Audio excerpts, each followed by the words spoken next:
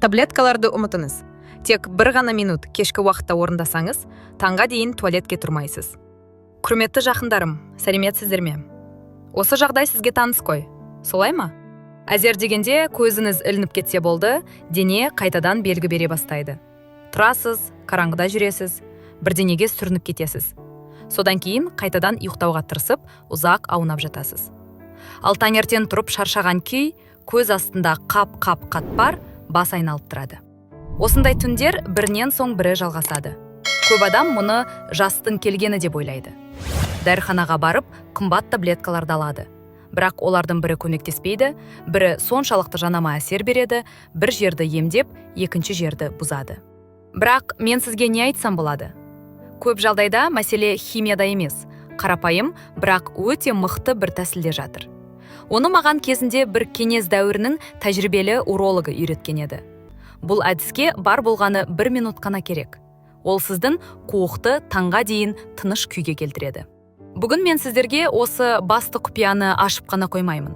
Мен сіздерге 3 керемет қадам беремін. Осы 3 қадам сізге қайтадан терең, боқтаусыз, мызғымас ұйқыны қайтарады. Артық сөз жоқ, артық теория жоқ. Тек тәжірибеде дәлелденген 3 тәсіл. Соңына дейін оқыңыз, себебі 3-ші қадам ең маңыздысы. Бастамас бұрын комментарийге 2 сөз жазып қойыңыз. Крепкий сон. Бүгіннен бастап таңға дейін тыныш ұйықтайтынымызға бірге ниеттенейік. Және егер біздің кеңестердің пайдасы бар деп сенсеңіз, алдын ала лайк басып, қолдау көрсетіңіз. Сіз үшін ол қиын емес, бірақ маған бұл үлкен қолдау. Рахмет сіздерге, қымбаттыларым. Ендеше бастаймыз. Бірінші және басты құпия уролог көрсеткен сол әдіс. Мен оны 1 минуттық тығын деп атаймын. Неге? Себебі ол бар болғаны 1 минут уақыт алады және қуыққа таңға дейін тұрақты тыныштық береді. Ең басты нәрсені түсініңіз. Көп жағдайда мәселе сіздің түнде көп су жинап қалғаныңызда емес. Жоқ. Мәселе жалған сигналда, гиперактивтілікте. Сіздің қуық аздап толса да, миға тұр, туалетке бару керек деп белгі береді. Ал ми стресс пен жас ерекшеліктері себебінен бұл белгіге шамадан тыс реакция береді. Сол баяғы тәжірибелі дәрігер мұны өте қарапайым түсіндірген. Біздің мақсат қуықты емдеу емес, сол жалған сигналды ұйықтар алдында қайта жүктеу. Яғни рецепторларды тыныштандырып, олар таңға дейін үрей тудырмайтын күйге келтіру. Қазір мен сізге мұны қалай жасайтыныңызды айтамын. Бұл әдіс төсекте жатқан кезде орындалады. Көзді жұмбастан дәл алдында. Ол 2 шағын қадамнан тұрады. Тыңдап көріңіз. Бірінші қадам. Біз рецепторларды алдауымыз керек. Арқаңызбен жатыңыз, тоқ босаңсыңыз. Тізеңізді бүгіңіз. Табандарыңыз төсекке тиіп тұрсын. 2 алақаныңызды іштің төменгі бөлігіне қойыңыз. Іштің өзіне емес, тура кіндік астына, қуықты сезінетін аймаққа. Көзіңізді жұмып, өте баяу, терең тыныс алыңыз. Мұрынмен дем алған кезде қолыңыздың жылуы іштің төменгі тұсын жылтыр жатқанын елестетіңіз. Ауызбен дем шығарғанда барлық кернеу кетіп жатсын. Осылай 5-7 рет терең дем алыңыз, дем шығарыңыз. Хэнсіңіз жылып, іштің төменгі бөлігі толық босаңсуы керек. Бұл дайындық кезеңі. Біз кернеуді алып тастадық, ал енді негізгі әдіске көшеміз. Екінші қадам. Қуықты жабу. Қолыңызды алмай, келесіні жасаңыз. Терең әрі баяу тыныс алу кезінде өте жеңіл, күш салмай-ақ шат бұлшық еттерін сәл ғана тартып қысыңыз. Бұл зәр шығаруды тоқтататын сол бұлшық еттер. Назар аударыңыз. Бөксені қыспайсыз, іш прессін де қыспайсыз. Тек ішкі, көзге көрінбейтін жеңіл тартылу. Оны кішкентай шарикті ішке тартқанда елестетіңіз. Дем алған кезде сәл тартып қысыңыз. Дем шығарған кезде өте баяу, серіппені босатқандай толық босаңсытыңыз. Босаңсу уақыты тарту уақытынан 2 есе ұзақ болуы керек. Қайталаңыз. Баяу тыныс алу, жеңіл тарту. Баяу тыныс шығару, толық босаңсу. Осылай дәл 10 рет қайталайсыз. Бұл 1 минут уақыт. Осы сәтте не болады? Сіз миға сигнал бересіз. Бәрі бақылауда. Бұлшық еттер жұмыс істеп тұр. Барлығы жабық. Сіз рецепторлардағы уайым мен жалған белгі тудыратын кернеуді алып тастайсыз. 10 қайталаудан кейін іштің төменгі бөлігінде тыныштық пен ауырлау сезім пайда болады. Болды. Қолыңызды алып, қырыңызға жатып, ұйықтай беріңіз. Алғашқы тынның өзінде ақ түнгі сигнал едәуір кешігіп келеді. Немесе кей адамдар мүлдем таңға дейін оянбайды. Бұл бұлшық жады. Сонымен 1 минуттық әдісті жасадық. Дене тынышталды. Бірақ ұйқы шынымен терең әрі тоқтаусыз болу үшін қуықтың өзін ішкі жағынан да тыныштандыру қажет. Өйткені түнгі жиі ояну тек жүйке жүйесінің жалған сигналы емес, қуық қабырғаларының жеңіл, созылмалы тітіркенуінен де болуы мүмкін. Осындай жағдайда бізге өте қарапайым, бірақ расымен керемет әсер беретін бір құрал көмектеседі. Мен оны алтын тұнба деп атаймын. Бұрынғы әжелеріміз дайындаған бұл құрал қуықтың қабырғаларын тыныштандырып, гиперактивтілікті бәсеңдетеді. Және зәр шығару жолдарындағы спазм мен қабынуды түнде өте жұмсақ түрде басады. Ең керемет жаңалығы, сізге қымбат шөптер немесе күрделі қоспалар керек емес. Бар болғаны кәдімгі аскөк дәндері жеткілікті. Иә, таңғалмаңыз. Аскөк дәндері күні бойы жеңіл несеп айдататын әсер береді. Ал түнде керісінше қабыну мен құрсуға қарсы өте жұмсақ тыныштандырушы әсер етеді. Біздің мақсат қуықты түнге қарай тыныш күйге көшіру. Қазір мен сізге бұл кешкі тұнбаны дәл қателіксіз қалай дайындау керегін айтамын. Пропорция мен уақыт өте маңызды. Бізге керек 1 шай қасық жоғарсыз аскөк дәндері және 1 стақан шамамен 200 мл қайнаған су. Қалай дайындалады? Кешкі уақытта ұйықтардан шамамен 3 сағат бұрын 1 шай қасық аскөк дәндерін алыңыз да үстіне 1 стақан өте ыстық қайнаған су құйыңыз. Бірақ пісіруге болмайды. Ешқашан қайнатпаңыз. Тек үстінен қайнаған су құйып, бетін кішкене тәрелкемен жауып, сүргіге орап қойыңыз. 1 сағат тұндырыңыз. 1 сағаттан кейін біздің алтын тұнба дайын болады. Түсі сәл сарғыш, хош иісті, жағымды болады. Ең маңызды жер, оны міндетті түрде сүзіп алыңыз. Және ішкенде бірден жұтып қоймай, баяу, ұсақ жұтындармен ішу керек. Енді басты сұрақ. Қашан ішу керек және курс қашанша күн? Бұл тұнбаны дәл ұйқыға жататын уақыттан 2 сағат бұрын ішу қажет. Неге? Себебі ол алдымен бүйректі сәл белсендіреді.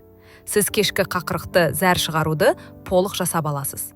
Ал оның тыныштандырушы әсері түнде жұмыс істейді. Яғни, сіз 11-де ұйықтайтын болсаңыз, 8-де дем алып, тұнба дайындайсыз. 9-да баяу ішесіз, ал 11-де қуық толық тыныштықта болады. Бұл тұнбаны 10 күн қатарынан кешкісін ішесіз. Содан соң 10 күн үзіліс. Осы уақыт ішінде түндеріңіз айтарлықтай тынышталады. Ал қажет болса, курс қайтадан қайталанады. Бұл қарапайым рецептпен 1 минуттық әдіс бірге қолданылғандақ алғашқы түннен ақ әсер береді. Сіз денеге сырттан да, іштен де көмектесіп отырғандай боласыз. Енді біз ең маңызды 3-ші қадамға келдік. Мен оны ішу гигиенасы деп атаймын. Бұл туралы ешкім емханаларда айтып бермейді. Сізге 100 рет түнде ішпеңіз деп айтады. Бірақ күндіз қалай дұрыс ішу керегін ешкім түсіндірмейді. Ағза өте айлакер жүйе. Егер сіз күндіз дұрыс су бермесеңіз, ағза суды үнемдеп, қор жасай бастайды. Ал сіз жатқанда, дене толық босаңсығанда, бүйрек сол жиналған судың бәрін босатуға кіріседі. Соның салдары түнгі жиі ояну. Біздің міндет ағзаны күндіз дұрыс суару. Сонда оған түнде ештеңені босатудың қажеті болмайды. Осы үшін кеңес дәуірінің урологтары ұстанған 3 алтын ереже бар. Бірінші ереже. Таңертеңгі су ішу. Оянған бетте таңғы асқа дейін 2 стақан жылы таза суды ішкіңіз керек. Шай емес, кофе емес, тек су. Температурасы шамамен 40 градус. Бұл бүйректі таңнан бастап іске қосады. Ағзаға қорықпа, су жеткілікті деген белгі береді. Осы 2 стақан күн бойғы қабылдайтын сұйықтықтың ең маңыздысы. Екінші ереже. Сұйықтықтың 70% түске дейін ішілетін болуы керек. Бұл басты қағида. Сіздің күні бойғы норманың 70% сағат 2-ге дейін ішіліп бітуі қажет. Мысалы, нормасы 1,5 литр болса, оның 1 литрден көбі түске дейін ішілуі керек. Аз-аздан, жиі ішіңіз. Себебі бүйрек ең жақсы жұмыс істейтін уақыт, сіз белсенді қозғалатын уақыт. Үшінші ереже. Кешкі құрғақтық. Кешкі 6-дан кейін қатты шектеу енгіземіз. Шай, кофе, шырын, айран, сүт бәрін тоқтатасыз. Бұлардың барлығы түнде бүйректі белсенді қозғайды. Егер шөлдесеңіз, тек ауызды шаюға, тамақты сәл дымқылдандыруға ғана рұқсат. Бір ұрттап шайып, бір ғана кішкентай жұтым аласыз. Болды. Бұл шөлді басады, бірақ бүйрекке жүк түсірмейді. Ал 2 сағат бұрын ішілген аскөк тұнбасы соңғы сұйықтық. Одан кейін мүлдем ішпейсіз. Міне, бар ғылым осы. Таңертең 2 стақан, күндіз норманым 70% және кешкі құрғақтық. Бұны тұнбамен және 1 минуттық тығынмен біріктіргенде түнде ояну мүмкіндігі қалмайды. Мен сіздерге осы 3 күшті кеңесті айттым. Бірақ енді өте маңызды бір нәрсені айтуға міндеттімін. Өтінемін, бұған барынша жауапкершілікпен қараңыздар. Түнде жиі ояну немесе түнгі жиі зәр шығару бұл әрқашан жастың келуі емес. Кейде бұл ағзадағы әлдеқайда маңызды өзгерістердің алғашқы белгісі болуы мүмкін.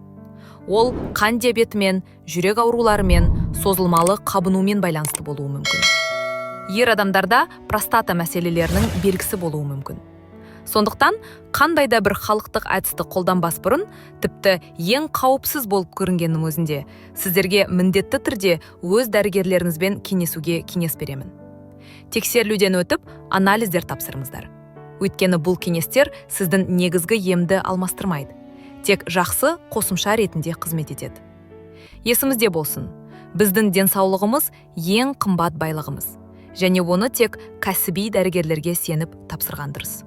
Бүгін сіздер тыныш, терем ұйқыны қалай қайтаруға болатынын және түнгі оянуды ұмыттыруға көмектесетін 3 негізгі қадамды білдіңіздер. Бұл ақпаратты тек өзіңізде қалдырмаңыз. Осы кеңестер түн сайын қиналып жүрген жақындарыңызға да көмектесе алады. Үшінші ереже. Кешкі құрғақтық. Кешкі 6-дан кейін қатты шектеу енгіземіз. Шай, кофе, шырын, айран, сүт бәрін тоқтатасыз. Бұлардың барлығы түнде бүйректі белсенді қозғайды. Егер шөлдесеңіз, тек ауызды шаюға, тамақты сәл дымқылдандыруға ғана рұқсат. Бір ұрттап шайып, бір ғана кішкентай жұтым аласыз. Болды. Бұл шөлді басады, бірақ бүйрекке жүк түсірмейді. Ал 2 сағат бұрын ішілген аскөк тұнбасы соңғы сұйықтық. Одан кейін мүлдем ішпейсіз. Міне, бар ғылым осы. Таңертең 2 стақан, күндіз норманым 70% және кешкі құрғақтық. Бұны тұнбамен және 1 минуттық тығынмен біріктіргенде түнде ояну мүмкіндігі қалмайды. Мен сіздерге осы 3 күшті кеңесті айттым. Бірақ енді өте маңызды бір нәрсені айтуға міндеттімін. Өтінемін, бұған барынша жауапкершілікпен қараңыздар. Түнде жиі ояну немесе түнгі жиі зәр шығару бұл әрқашан жастың келуі емес. Кейде бұл ағзадағы әлдеқайда маңызды өзгерістердің алғашқы белгісі болуы мүмкін. Ол қан диабетімен, жүрек ауруларымен, созылмалы қабынумен байланысты болуы мүмкін. Ер адамдарда простата мәселелерінің белгісі болуы мүмкін. Сондықтан, қандай да бір халықтық әдісті қолданбас бұрын, тіпті ең қауіпсіз болып көрінгеннің өзінде, сіздерге міндетті түрде өз дәрігерлеріңізбен кеңесуге кеңес беремін. Тексерілуден өтіп, анализдер тапсырыңыздар. Өйткені бұл кеңестер сіздің негізгі емді алмастырмайды. Тек жақсы қосымша ретінде қызмет етеді. Есімізде болсын, біздің денсаулығымыз ең қымбат байлығымыз, және оны тек кәсіби дәрігерлерге сеніп тапсырған дұрыс. Бүгін сіздер тыныш, терем ұйқыны қалай қайтаруға болатынын және түнгі оянуды ұмыттыруға көмектесетін 3 негізгі қадамды білдіңіздер. Бұл ақпаратты тек өзіңізде қалдырмаңыз. Осы кеңестер түн сайын қиналып жүрген жақындарыңызға да көмектесе алады. Жақындарым, менің ең қымбат көрермендерім. Сіздерге бір өтінішім бар, шын жүректен. Егер бұл кеңестер сізге жан жылуын сыйласа, егер сіз өзіңізді аздап болса да жақсы сезінсеңіз, осы видеомен бөлісіңізші. Мүмкін дәр қазір біреу осы ақпаратқа мұқтаж болып отырған шығар. Біздің бір бөліскен видеомыз біреудің түнгі азабын жеңілдетуі мүмкін.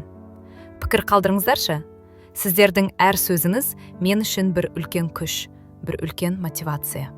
Мен сіздер үшін күн сайын пайдалы дүниелер іздеп, зерттеп, тексеріп, ең дұрысын ғана жеткізуге тырысамын. Ал енді бір ең маңызды өтініш. Арнаға тіркеліңіздерші, өтінемін. Тіркелген әр жан менің үлкен отбасының бір мүшесі сияқты. Сіз тіркелгенде мен сіздің маған сенім артқаныңызды сеземін. Ал сол сенім менің жұмысымды 10 есе күшейтеді. Мен сізді ешқашан жалғыз қалдырмаймын. Алдымызда сіздің денсаулығыңызға, ұйқыңызға, өмір сапасына арналған тағы да көп құпиялар, көп пайдалы кеңестер бар. Бәрінен хабардар болып отыру үшін міндетті түрде тіркеліңіз. Өздеріңізді күтіңіздер. Алла сіздерді әрдайым қорғап, дендеріңіз сау болсын. Түндеріңіз тыныш, жүректеріңіз жеңіл болсын. Келесі кездескенше, менің жақындарым, әрбіріңіз мен үшін өте қымбат, өте ерекше жансыз. Сіздердің әр қайсыңыздың қолдауыңыз мен үшін үлкен күш, үлкен қуат. Сіз бар болғаны бір лайк басқанда немесе тіркелгенде, мен өзімді босқа еңбек етіп жүрмегенімді сеземін. Сіздер менің үлкен жүректі отбасымсыздар.